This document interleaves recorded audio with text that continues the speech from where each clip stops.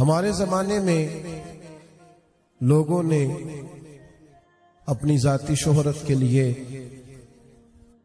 اور اپنے چھوٹے اور بونے قدوں کو اونچا کرنے کے لیے خطرناک دھندا یہ کیا ہے کہ انہوں نے صحابہ اور اہل بیت کی زندگیوں کو معاذ اللہ مشکوک کرنا چاہا۔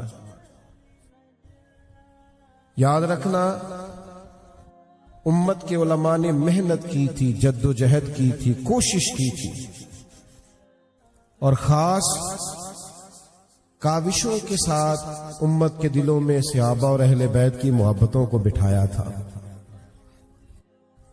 ہم اپنے بچپن میں جب کسی صحابی کا قول سنتے تھے نا کہ یہ حضرت عبداللہ ابن مسعود نے فرمایا، تو ہم ذرا کان لگا کے سنتے تھے کہ اتنے بڑے آدمی کی بات ہے، یہ حضرت عبداللہ ابن عمر کا فرمان ہے، تو ہم سمجھتے تھے یہ تو کئی راہیں کھولے گا، یہ بہت ساری حکمتوں کا مجموعہ ہوگا۔ جب کہا جاتا تھا نا کہ یہ فرمان تو جناب سیدنا انس بن مالک کا ہے، تو ہم دل کے سارے دروازے کھول کے روح کی تختیوں پر اسے لکھنا چاہتے تھے۔ اور پھر اگر کوئی کہتا تھا کہ بات مولا علی کی ہے، اگر کوئی کہتا تھا کہ ارشاد عثمان غنی کا ہے، اگر کوئی کہتا تھا یہ تذکرے حضرت فاروق اعظم کے ہیں، اگر کوئی کہتا تھا کہ میں آج تمہیں جناب صدیق کی بات نہ سناؤں، آپ یقین کرنا ایسے تھا جیسے دل اس نے اپنی دھڑکن کو بھی بادب کر لیا ہے، ایسے لگتا تھا کہ سانسوں کا شور بھی نہیں آنا چاہیے، اس لیے کہ بات تو حسن حسین کی ہونے لگی ہے، امامین کریمین کی ہونے لگی ہے، حسنین شہزادوں کی طبیعتیں رک جاتی تھیں۔ پھر دھندے ہوئے، پھر لوگوں نے اپنی ذاتی چھوٹے اور بونے قدوں کو اونچا کرنے کے لیے عظیم ہستیوں کی بات کی۔ کن کی بات کرنے لگے ہو؟ تمہیں شرم نہیں آئی؟ حضور کی بارگاہوں میں بیٹھنے والوں کی بات کرتے ہو؟ ظالموں، صحابہ وہ صحابہ ہیں جن کی ہر صبح عید ہوتی تھی، خدا کا قرب حاصل تھا، نبی کی دید ہوتی تھی۔ میں پتہ ہے کن کی بات کرتے ہو، ان کی باتوں کو دیکھو نا۔ آج کبھی کوئی شخص آ کے ملے نا، فلاں بزرگ کے پاس رہتا ہے، تو لوگ اس کی خوشامد کرتے ہیں، یار ذرا نمبر تو دینا، یار تھوڑا رابطہ تو کرانا، یار ذرا کوئی سلسلہ بن جائے گا۔ وہ آج کسی بزرگ کے خدام کی اتنی قدر ہے، لوگ آنکھوں پر بٹھاتے ہیں، تو جو صحبت رسول میں بیٹھتے رہے، جو دروازہ رسول پر بیٹھتے رہے، جو کاشانہ نور پر بیٹھتے رہے، جو حضور کے خیموں کے لیے تلواریں لے کر باہر محافظ بن کے کھڑے رہے، اس لیے لوگوں کی ان باتوں میں نہ آنا، خبردار۔ وہ تمہیں کئی چیزیں کھول کے بھی دکھائیں تو انہیں کہنا ہمیں تو کسی نے کہا ہے کہ محبوب کی گلی کے جانور کا بھی قدر کرنا ہے، یہ تو صحابی رسول ہے، یہ تو حضور کے غلام ہیں۔ خبردار، یہ دھندے تمہیں مشکوک کرنے کے لیے، تمہارے دلوں سے وہ روشنی، وہ رعنائی، وہ روحانیت کھینچنے کے لیے ہے۔ میں قربان ان رستوں پر جن رستوں سے سیدہ عائشہ صدیقہ گزرا کرتی تھی، ہماری مائیں قربان ان رستوں پر جہاں سے ام المومنین حضرت ام سلمہ گزرتی تھی۔ میری بیٹی، میری بیٹیاں نچھاور ان راہوں پر جن راہوں سے ایک دفعہ سیدہ فاطمہ نے قدم مبارک رکھا ہے۔ اور یارو آپ دیکھو تو صحیح بات کن کی ہے، اب دیکھو تو صحیح عنوان کن کا ہے۔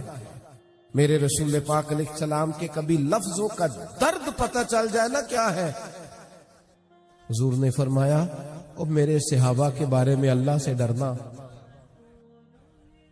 میرے ہیں، ان کے بارے میں اللہ سے ڈرنا، میرے بعد انہیں اپنی زبانوں کا لفظوں کا درد پتہ چل جائے نا کیا ہے، حضور نے فرمایا اور میرے صحابہ کے بارے میں اللہ سے ڈرنا،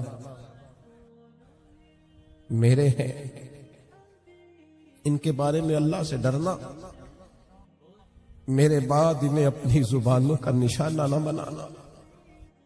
ڈرنا اللہ سے میرے صحابہ کے. لوگ ڈرتے نہیں، شرم خوف خدا شرم نبی یہ بھی نہیں وہ بھی نہیں، اور اتنی بڑی بات کرتے ہیں. جن ہستیوں کا نام لیتے وقت گردن جھکانی چاہیے تھی ان پر کھل کے بات. یہ بے باکی نہیں، یہ بے حیائی ہے. تم نے کس چیز کا نام کیا رکھ لیا ہے؟ تو یاد رکھنا ان کا اکرام کرنا. ان کے بارے میں تو رب کہتا سیماہم فی وجوہہم من اثر السجود. تم کبھی ان کے چہرے دیکھو تمہیں سجدوں کا نور نظر آئے. پیشانیاں چھلکیں گئی، ان کے چہرے بتائیں گے کہ یہ کوئی عظیم لوگ ہیں. ان کے بارے میں اور آپ انداز دیکھیے قرآن مجید کا. فرمایا محمد الرسول اللہ، محمد اللہ کے رسول ہیں. والذین معہ، اور وہ جو ان کے ساتھ ہے نا، وہ جو ان کے ساتھ ہے ان کی کیا ہی بات ہے. جو ان کے پاس ہے ان کی کیا مقدر ہے. صدیق و فاروق کے، جن کے گھر رحمتوں کے خزینے میں ہے. تو اس لیے ایک تو اس جماعت کی قدر، اور پھر ان سے سیکھنا ہے، ان سے لینا ہے. آپ کبھی ایک صحابی کو پڑھیں گے تو آپ کو انوکھی باتیں نظر آئیں. کوئی خدمت کے عروج پہ ہیں، کوئی محبت کے عروج پہ ہیں، کوئی ادب کے عروج پہ ہیں، کوئی شجاعت اور دلیری کے عروج پہ ہیں. ایسی خوشبوئیں اور ایسا رنگ نظر آئے گا جن سے مل کر زندگی سے پیار ہو جائے وہ لوگ. ان لوگوں کی شخصیتیں پڑھو گے تو جینے کا لطف آئے. اور پھر ان میں بھی جو حضور کے زیادہ شرف پانے والے ہیں، وہ جو میں نے آیت پڑھی والسابقون السابقون، اللہ فرماتے ہیں سبقت لینے والے سبقت لے ہی گئے. السابقون الاولون سبقت لے ہی گئے. کیا ملا انہیں؟ اولئک المقربون. فرمایا یہ قرب والے لوگ ہیں، یہی ہیں جنہیں قرب ملا ہے اللہ رسول کا. یہ جو السابقون وہ کون ہے؟ حضرت صدیق اکبر، حضرت فاروق اعظم، حضرت عثمان غنی، حضرت مولا علی، سیدہ خدیجہ، حضرت زید بن ارقم، حضرت جناب سیدنا مصعب ابن عمیر، حضرت بلال حبشی. اور بڑا نام اور عظیم نام، اور جن کی عظمت دیکھتے دیکھتے سروں سے پگڑیاں گر جائیں، وہ ہیں سیدنا امیر حمزہ رضی اللہ تعالی عنہ. حضرت سیدنا امیر حمزہ سے جو حضور کا خاص پیار ہے. کچھ لوگ ایسے ہوتے ہیں جو پاس ہونا تو ویسے ہی طبیعت ٹھنڈی رہتی ہے، ویسے ہی دل لگا رہتا ہے. کچھ لوگوں کو پاس پا کے بندہ بے فکر سا نہیں ہو جاتا. بس تو آ گیا اب خیر ہے، تو بیٹھ میں سونے جا رہا ہوں. تو آ گیا ہے نا، تیرے آنے سے کچھ طبیعت ڈھارس ہو گئی ہے، تسلی ہو گئی. کچھ لوگ نا جو دل کے بڑے قریب نہیں ہوتے، بلا مثال و بلا تشبیہ سمجھانے کے لیے. سیدنا امیر حمزہ رسول کریم کے قلب اطہر کے بڑے قریب، بڑے حضور کے چچا بھی ہیں اور رضائی بھائی بھی ہیں. ظاہری طور پر صرف 2 سال سرکار سے پہلے ولادت ہوئی ہے ان کی، ایک ہی ماں کا دودھ بھی پیا ہے، اور محبت بڑی کی ہے رسول پاک کے ساتھ. ایک تو یہ کہ حضور کی ویسے ہی ہر ادا اس قابل تھی کہ پیار کیا جائے. وہ کیا کسی شاعر نے کہا تھا کہ تیری حیات پاک کا ہر لمحہ پیغمبر لگے. ہر وقت نبی ہے حضور اللہ، تیری حیات پاک کا ہر لمحہ پیغمبر لگے. ایک تو یہ کہ نبی پاک علیہ السلام کا جو ان سے خاص رشتہ ہے، اور پھر چونکہ وہ چچا تھے حضور کے، بتیجے ویسے بھی پیارے ہوتے ہیں. انج ذرا کار گلاں کر کر لئی دیاں نے نا اپنے بچیاں دے سامنے آکھی دے، اور پھر چونکہ وہ چچا تھے حضور کے، بتیجے ویسے بھی پیارے ہوتے ہیں. انج ذرا کار گلاں کر کر لئی دیاں نے نا اپنے بچیاں دے سامنے آکھی دے نہ دے ابے نے بڑا ستائی رکھیا ہے، کم تھوڑا کیتا سو حصہ زیادہ لے گیا ہے. وہ گلاں باتاں کر لی دیا نے نا, بچے پھر پکے ہو جاتے ہیں کہ شاید پورے غلط ہی ہیں یہ کزن ہمارے سارے. لیکن یہ کہ بھائی کی اولاد پیاری لگتی ہے. ہاں ہاں, ان کو جوان آتا جاتا دیکھ کے بندے کا دل راضی ہوتا ہے. وہ ابا جی کبھی چھوٹا بھائی پریشان ہو جائے نا تو ابا جی اپنے بچوں کا دل رکھنے کے لیے کہتے ہیں ساڑھے کو نہیں روز پیسے دین ہوں ان ساڑھے بھی بچے نے. آندا مینوں پھر 5 لاکھ دو, ایویں 2 کو دیاں گا ساڑھے کو. اچھا دل کر رہے انہیں 5 منگیا تو 10 دئیے. لیکن وہ اب اپنے بچوں کے سامنے خود ہی کوتاہیاں بیان کی ہیں, کمیاں بیان کی ہیں, بچے پکے ہو گئے. لیکن لگتے ہیں بھائی پیارے لگتے ہیں, بھتیجے بھی پیارے لگتے ہیں. قریبی رشتے کبھی بھی ان کی غلطیوں سمیت بھی طبیعتوں پہ پیارے. حضرت امیر حمزہ ایک تو خوبصورت بڑے تھے, پیشانی بڑی خوبصورت تھی, قد نہ بہت اونچا تھا نہ بہت لمبا تھا, جسم بھی دبلا پتلا تھا, اور اس سے بڑھ کر یہ کہ بہادر بڑے تھے. شکار کھیلنے کا شوق رکھتے تھے, تیر اندازی کا شوق. آپ ناراض تو نہیں ہو جائیں گے ایک بات کر لوں؟ چلے نہیں کرتے, آپ سب نے ہاں نہیں کی, قاری صاحب سے پیار ہے تو کوئی کر لیں ایک بات. چلو آپ کی اجازت سے کرنے لگا ہوں. آج کل نا کاکروچ دیکھ کے چیخے مارنا یہ مالدار ہونے کی علامت ہے. چھپکلی دیکھ لی بچے نے چیخے مار رہا ہے, کیوں جی؟ کہتے برگر فیملی ہے. خدا کے بندو, جو قوم چھپکلی سے ڈرتی ہے اور کاکروچ سے ڈرتی ہے یہ مضبوط ہوگی.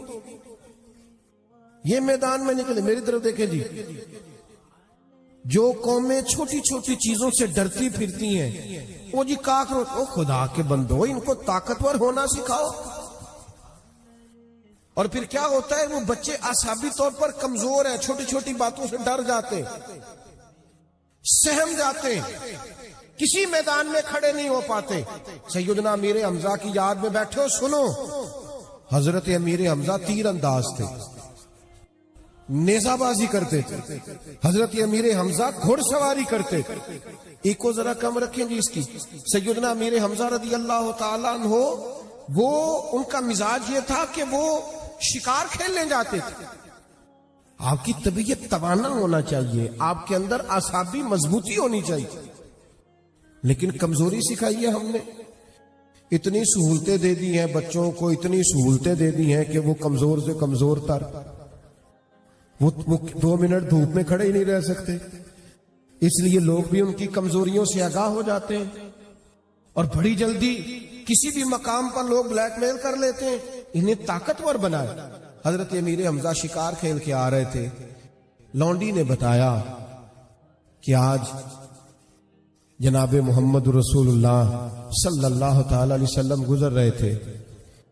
ابو جہل نے تکلیف دی ہے, مارا ہے. تو حضور کے چچا ہے نا, فوری طور پہ ڈنڈا اٹھایا,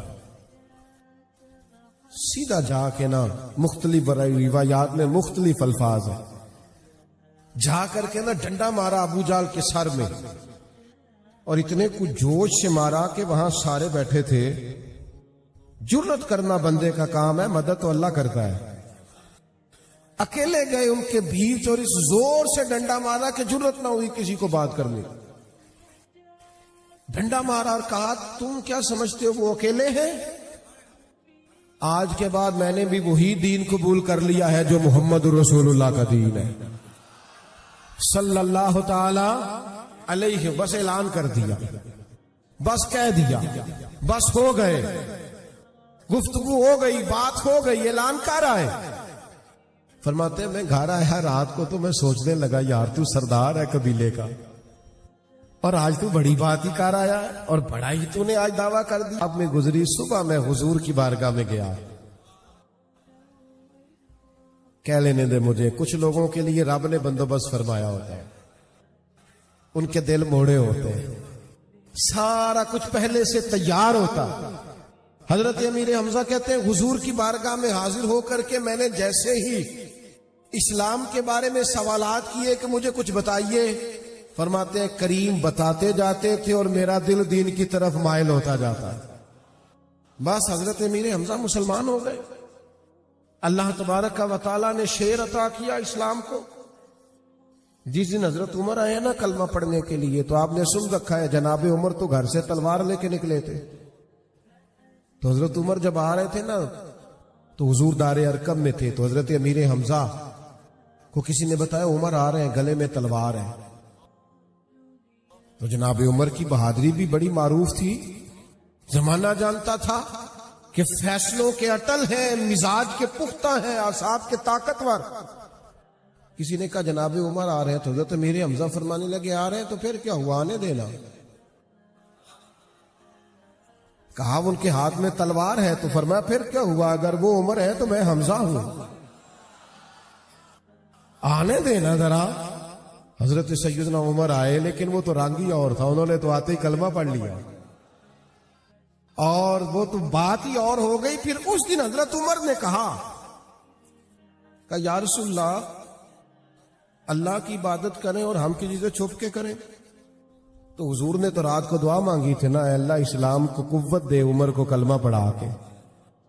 چھپ کے کریں تو کریم فرمانے لگے عمر بتائیے نا کیا کرنا ہے. کہ یا رسول اللہ 2 جماعتیں بنے گی, 2 لائنیں بنے گی. ہم حرم مکہ میں جائیں گے اور اعلانیہ جائیں گے. کیسے جائیں گے؟ فرمایا ایک لائن کے آگے آگے تلوار لے کے عمر ہوں گے اور دوسری کے آگے امیر حمزہ ہوں گے. اور پھر انداز انوکھا تھا. فرمایا جس میں جرت ہو ہمیں روک کے دکھائے. آئے میدان میں نکلے, لیکن جناب عمر کا قد کاٹ اور روب, اور ادھر سے حضرت امیر حمزہ بس نعرے گونجتے رہے, اذانیں ہوتی رہیں, نمازیں ہوتی رہیں. جو بھی رنگ تھا اس وقت اذان کا, بات کہنے وہ تذکرے ہوتے رہے. لیکن ان دونوں کی شجاعت تھی کہ کسی کو قریب آنے کی جرت. حضور کے صحابہ اور اہل بیت کا جو قرآن مجید بیان فرمایا ہے وہ یہ بیان فرمایا ہے کہ ارشاد فرمایا رضی اللہ عنہم ورضوا عنہ. فرمایا ان کی شان یہ ہے کہ اللہ ان سے راضی ہے اور یہ اللہ سے راضی. بڑی قابل توجہ بات ہے. فرمایا اللہ بھی ان سے راضی ہے اور یہ بھی اپنے اللہ سے راضی ہے. ذالک الفوز العظیم, یہ بہت بڑی کامیابی ہے. یہ لوگ اپنے رب سے راضی ہیں. یہ جو پریشانی ہے نا, یہ جو دکھ ہے, یہ ذہنی ٹینشن ہے, کس چیز کا نام ہے بھلا؟ ذہنی پریشانی, ذہنی دباؤ, ٹینشن, یہ اس چیز کا نام ہے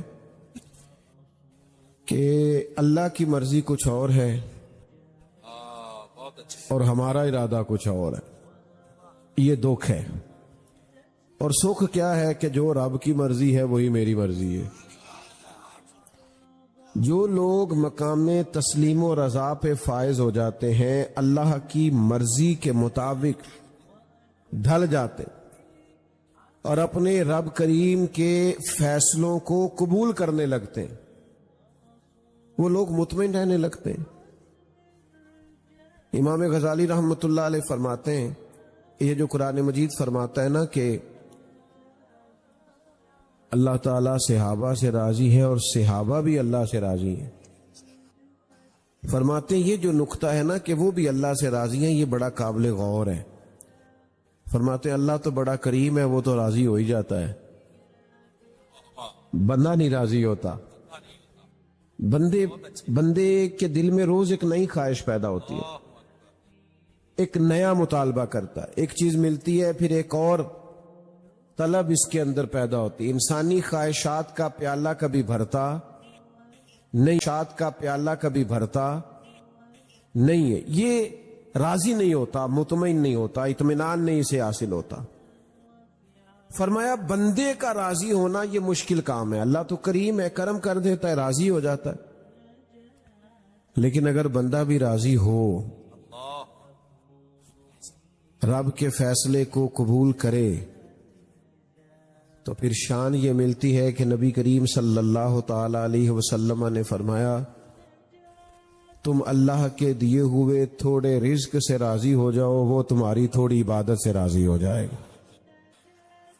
لیکن پہلے تم تو راضی ہو، تم تو راضی ہو۔ بندہ راضی نہیں ہوتا، ہر وقت شکوے، ہر وقت شکایتیں، ہر وقت ناراضگیاں، ہر وقت گلہ، ہر وقت آزمائش، ہر وقت کسی نہ کسی مقام پر کسی نہ کسی پریشانی کا اظہار۔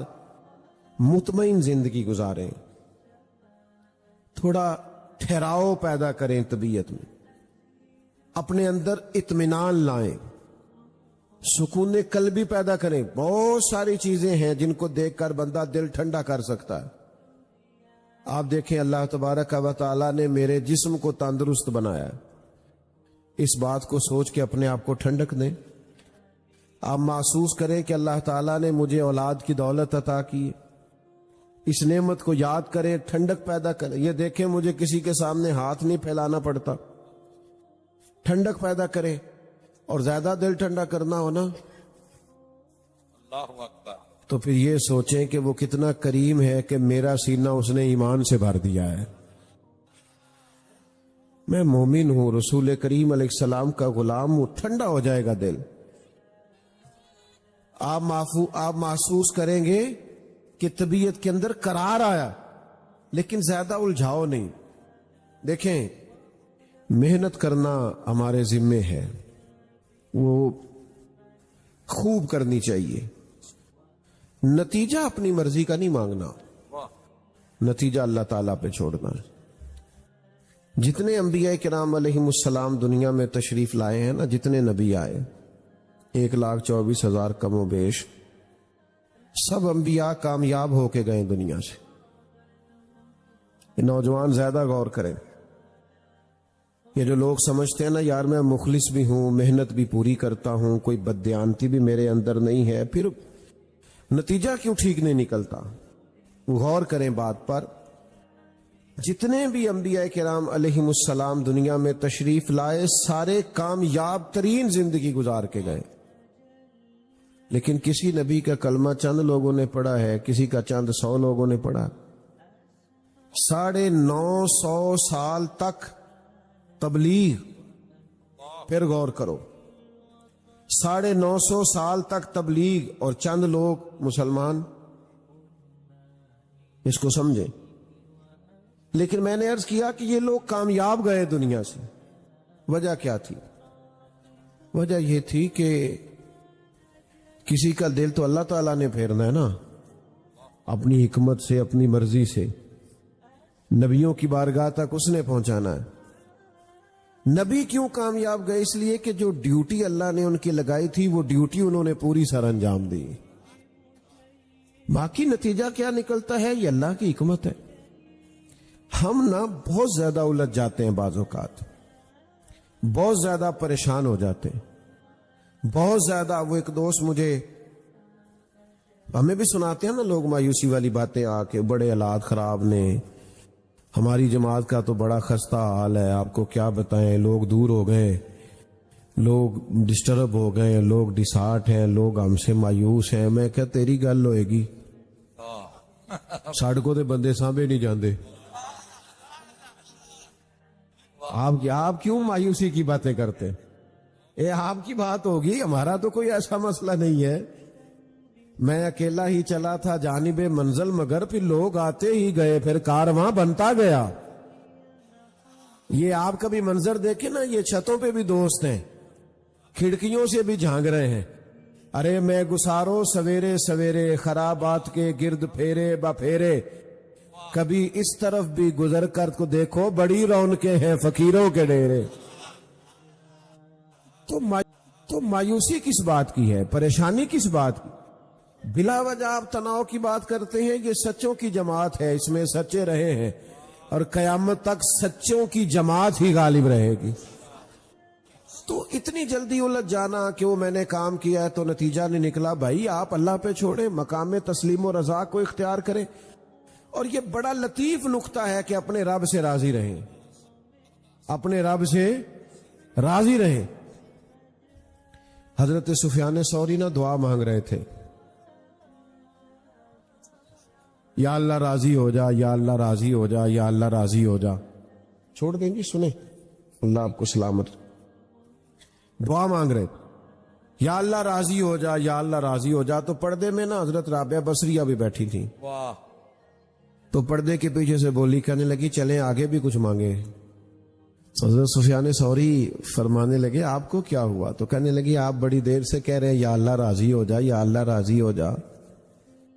پہلے دل پہ ہاتھ رکھ کے بتائیں آپ اپنے اللہ سے راضی ہیں؟ آپ تو روز کہتے ہیں فلانی شے کوئی نہیں ملنی چاہیے، فلانی کمی ہے پوری ہونی چاہیے. پہلے تو راضی ہو. تو کہ خدا جانے بلندی ہے کہ پستی پر جہاں میں ہوں وہاں کوئی نہیں ہے. تو مقام شکر پہ تو آ، پہلے تو مان. وہ جس حال میں رکھے اس حال میں رہ کے دیکھ تو صحیح. محنت پوری کریں، اسباب سارے جمع کریں، لیکن پھر راضی رہیں. درے مارتے تھے کفار سیدنا بلال حبشی کو، ریت پہ گھسیٹتے تھے، گرم ریت پہ تکلیفیں دیتے تھے، پر حضرت بلال اپنے رب سے بڑے راضی تھے. اللہ اکبر. حضرت خباب ابن ارت کہتے ہیں مجھے کوئلوں پہ لٹا دیا تھا انہوں نے، اور میرے سینے پر پتھر رکھ دیے تھے، اور میری چربی پگھلی تھی تو وہ کوئلے بجھے تھے، پر شکوہ 1 منٹ کے لیے بھی نہیں کیا. وہ اپنے رب کی رضا پہ راضی تھے. ہم نے کیا بھی کچھ نہیں، ڈیوٹی بھی کوئی نہیں، مشقت بھی کوئی نہیں، کام بھی کوئی نہیں، اور ٹینشن بھی سب سے زیادہ ہے، پریشانی بھی بہت زیادہ ہے. خدا کے بندو اپنے مالک کے فیصلوں کو ماننا سیکھو. اس میں حسن ہے، اس میں ٹھنڈک ہے، اس میں تسلی ہے. بہت سارے لوگ زندگی میں کچھ اور بننا چاہتے تھے، پر اللہ کی رضا کچھ اور تھی. تو آپ رب کی رضا کو مان لیں، تسلیم کر لیں، قبول کر لیں. لیکن الجھے رہنا، پریشان رہنا، ہر وقت سوچتے رہنا کہ پتہ نہیں معاملہ درست ہے کہ نہیں. کچھ تھوڑا سا نا منفرد زندگی کو جئیں، انفرادی. یعنی اگر کبھی تکلیف آئے تو سکھ بھی تو آئے ہیں نا بڑے سارے. ساری زندگی دکھ تو نہیں نہ رہے. وہ کسی خاتون کا اختلاف ہو گیا تھا اپنے شوہر کے ساتھ 3 دن پرانا. تو وہ کسی سیانے آدمی کو پنچایت میں 3 دن کی باتیں سنا رہی تھی. اس نے مجھے یہ کہا، اس نے مجھے برا بھلا کہا، اس نے مجھے تھپڑ مارا، اس نے مجھے یہ تکلیف دی. تو بزرگ سیانے تھے، وہ کہنے لگے بیٹا شادی کو کتنی دیر ہو گئی؟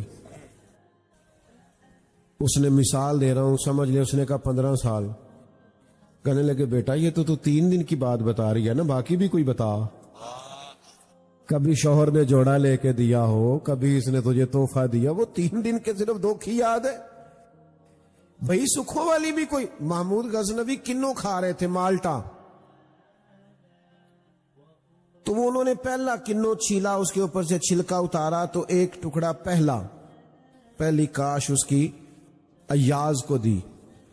اس نے بسم اللہ پڑھی اور گٹ گٹ کر کے کھا گیا.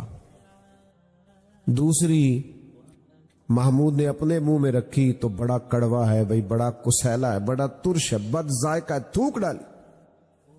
اور پھر کہنے لگے ایاز تو کھا ہی گیا ہے، ذرا برابر بھی تو نے اظہار نہیں کیا کہ کڑوا، کسیلا، بد ذائقہ کنوں ہے. تو ایاز کہنے لگے بادشاہ میں نے نہ ذائقہ دیکھا ہے نہ کنوں دیکھا ہے. میں نے تو یہ دیکھا ہے کہ ہاتھ کس کے ہیں.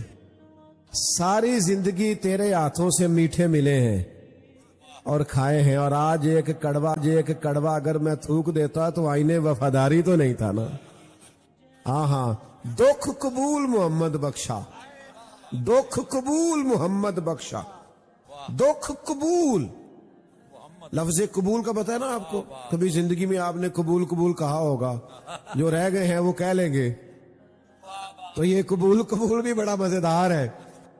کہتے ہیں دکھ قبول محمد بخشا، بس راضی رہن پیارے.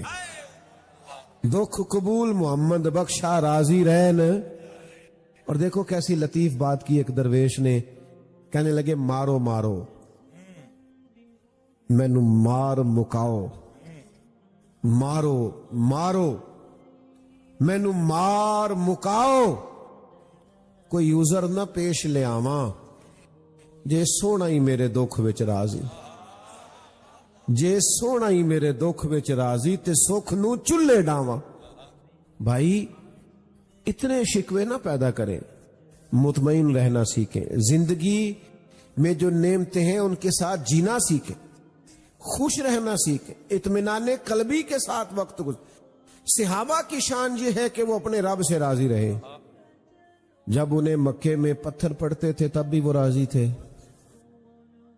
और जब अपना घर बार छोड़ के मदीना हिजरत करनी पड़ी तो फिर भी बड़े राजी थे।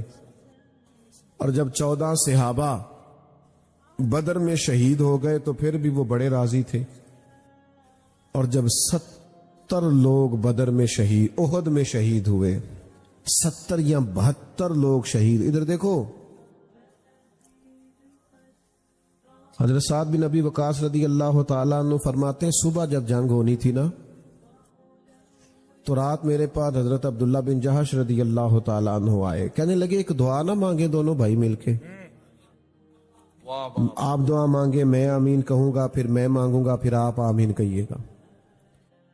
हजरत साद बिन अबी वकास रदी अल्लाह ताला अन्हु कहते हैं, मैंने कहा ठीक है। मैंने दुआ मांगनी शुरू की। मैंने कहा या अल्लाह, कल मेरा किसी तगड़े काफिर से मुकाबला हो, वो मुझसे लड़े, मैं उससे लड़ूं, फिर मैं उस पे गलबा पाऊं तेरी तौफीक से, फिर उसे गिराऊं, दीन के उस दुश्मन को कत्ल करूं, फिर उसकी जिरा तलवार नेजा उठा के माले गनीमत में जमा कराऊं। कहते हजरत अब्दुल्ला आमीन कहते रहे, दुआ खत्म हो गई। अब वो कहने लगे मैं दुआ मांगूंगा, आपने आमीन कहना है। फरमाते वो दुआ मांगने लगे, कहने लगे या अल्लाह, कल मेरा ना किसी तगड़े काफिर से मुकाबला हो, वो मुझसे लड़े, मैं उससे लड़ूं, और जब हम गुत्थम गुत्था हो जाएं तो ऐ अल्लाह फिर वो काफिर मुझ पे गलबा पा ले। तो मैंने यूं आंख खोली, ये क्या दुआ हुई? कहने लगी अल्लाह फिर वो मुझे गिरा दे,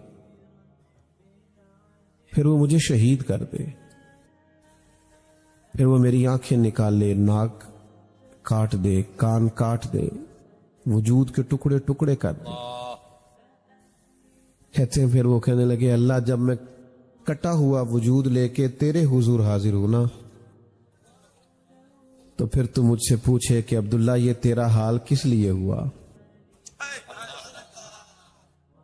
तेरा तो गोया किसी से जाती मामला नहीं था, ये हाल किस लिए हुआ? तो मैं चाहता हूं मैं तेरी बारगाह में अर्ज करूं, मालिक ये तेरे लिए कराया है, तेरे हबीब के लिए कराया है। और अर्ज ये है कि तू सिर्फ इतना फरमा दे कि अब्दुल्ला सच कहता है। ओ भाई, सारी जिंदगी सुखों के सौदे करने,